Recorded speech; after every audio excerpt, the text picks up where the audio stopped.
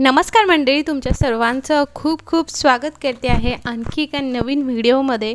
आज आपण मिठाचा वापर करून घरातील उंदरं अगदी पळवून लावणार आहोत, एवढा खात्रीशीर हा हॅक आहे। चला मग व्हिडिओला सुरुवात करूया। व्हिडिओ शेवटपर्यंत नक्की बघा, एक स्टेप खूप इम्पॉर्टंट आहे, त्यामुळे व्हिडिओ शेवटपर्यंत बघत चला, म्हणजे तुम्हाला सगळी एक आयडिया येईल। चला, आपल्याला एक असं कंटेनर घ्यायचं की जे आपण किचनमध्ये यूज करत नाही आणि प्लास्टिकच कंटेनरचा वापर करायचा आहे। स्टील वगैरे कंटेनर आपल्याला इकडे घ्यायचं नाही। त्यामध्ये मी घातलेलं आहे 2 चमचे गव्हाचं पीठ। गव्हाच्या पिठाऐवजी तुम्ही इकडे मैदा सुद्धा घेऊ शकता किंवा मग तुम्ही इकडे थोडंसं तांदळाचं पीठ आणि मैदा हे दोन्हीही कंबाईन करून सुद्धा घेऊ शकता। आता इकडे हे गव्हाचं पीठ आपण घेतल्यानंतर यामध्ये जसं की टायटल आणि थंबनेलवरती सांगितलं की मिठाने आपण पळवून लावणार आहोत, त्यामुळे मी इकडे घालते आहे मीठ। तर 4 मोठे चमचे मीठ मी इकडे वापरते आहे आणि जर छोटे छोटे चमचे तुम्ही घेतले तर 5 घाला आणि जर मोठे याहूनही मोठे असतील तर मग तुम्हाला 2 ते 3 चमचेच घालायचं आहे। मीठ घातल्यानंतर छानपैकी आपल्याला हे मिक्स करून घ्यायचं आहे। हा जो काही आपण उपाय बघतोय हा खूप खात्रीशीर आहे आणि सगळ्यात महत्त्वाचं, पहिल्यांदाच तुम्ही हा व्हिडिओ बघत असाल तर प्लीज व्हिडिओला लाईक करा, चॅनलला सबस्क्राईब करा, बेल आयकॉन नक्की ऑल करा।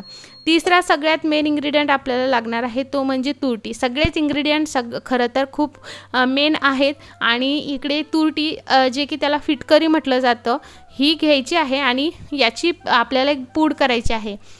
मी याची जी काही पूड आहे ती एकदम बारीकही नाही करत आहे, थोडंसं जाडसर ठेवते कारण नंतर ती विरघळेल, म्हणून तुम्ही एकदम बारीक याची पूड केली ना तरीही चालेल।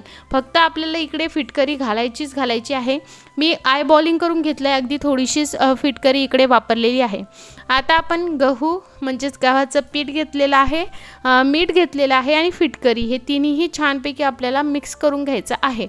आता यामध्ये आपण जे आहे बाकीचे इन्ग्रेडियंट घालणार आहोत, पण त्याआधी मला तुम्हाला एक गोष्ट सांगायची आहे, ती म्हणजे की उंदीर पळवण्यासाठी तुम्हाला घरची साफसफाई करणं हे तेवढंच गरजेचं आहे।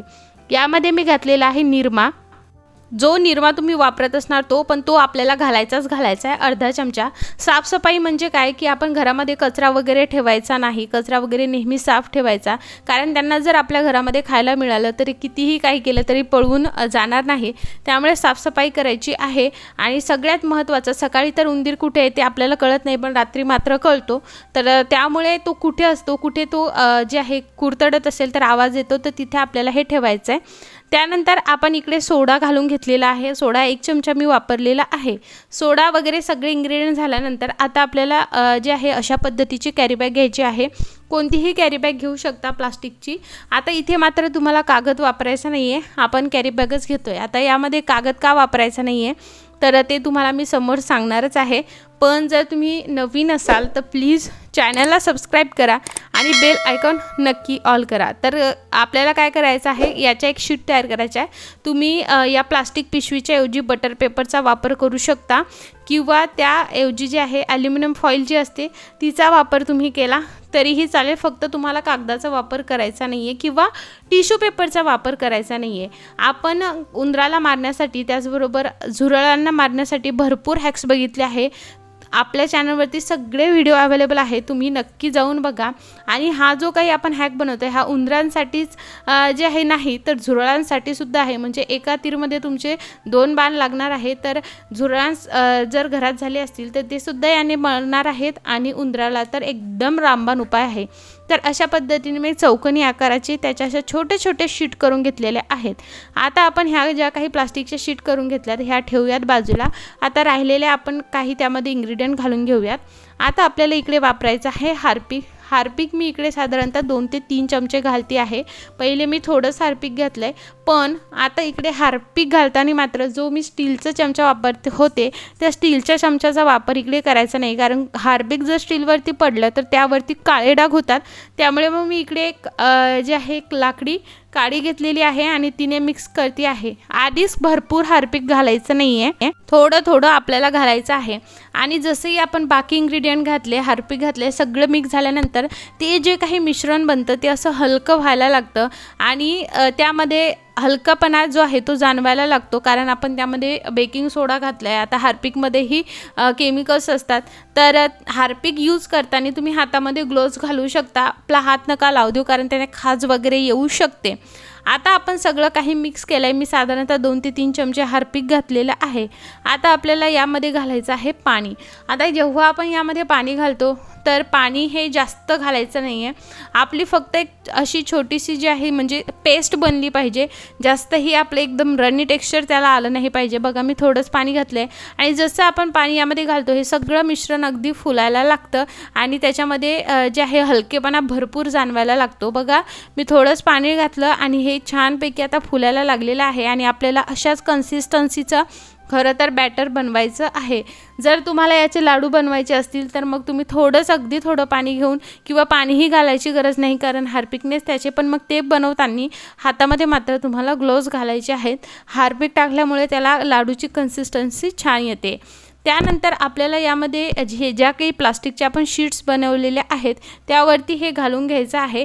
मी त्या लाकडी काडीनेच टाकते, हात त्याला बिलकुल लावत नाही आहे. आणि आता हे सगळं काही मी यावरती टाकून घेते.